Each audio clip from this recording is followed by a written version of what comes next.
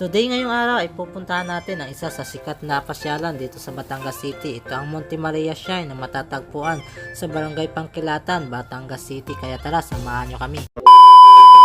Hi, ako si Migo. Mahilig ako mag-travel. Pangarap kong libutin ang buong Pilipinas. Hindi mo ako kilala, kaya tara, diretso na sa video.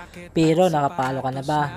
For today's video ay bibisitahin natin ang isa sa mga sikat na pasyalan dito sa Batangas City, ang Monte Maria Shrine na matatagpuan sa Pangkilatan, Batangas City. Ito ang ikasyam sa pinakamataas na statue sa buong mundo. Ito ay may taas na 322 feet at perfect ito para sa mga nature lover kasi tanaw mo dito ang napakagandang view ng Batangas City. Ito ay merong 17th floor kaya napakaganda para sa mga mahilig mag-travel at mga mahilig sa mga nature. So bago yun, papakita ko muna sa inyo ang ating mga dinaanan. So mula sa aming tinirhan, magta-travel lang tayo ng mahigit 30 minutes at mararating na natin ang Monte Maria. So ang kagandahan dito, napakalawak ang kanilang parking area at talagang mag-i-enjoy ka. Meron din dito, para dito yung kanilang tinatawag na glass walk. So pwede kang magbayad ka lang ng 250 pesos. Pwede mo nang maglaka dito sa kanilang glass walk. At talagang napakaganda dito at talagang mag-i-enjoy ka. Kaya tara!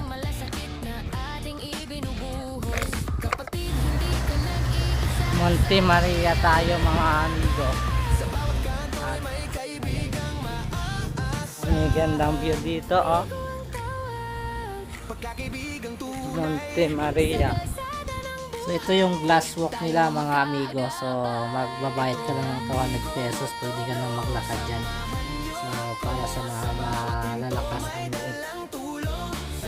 Perfect place to para sa mga mahilig mag-travel at sa mga couple natin dyan na gustong mag-unwind at sa mga gustong mag-emote-emote. So napakaganda yung view dito. Tingnan nyo naman, napakakita ang karagatan.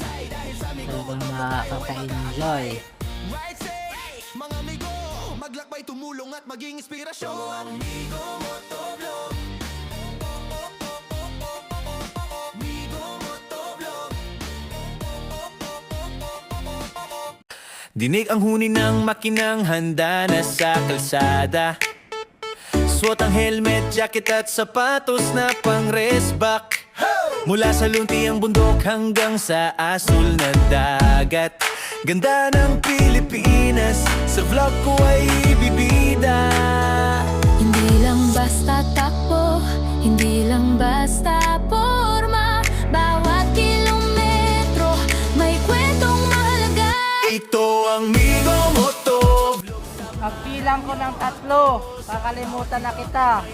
1, 2, I miss you.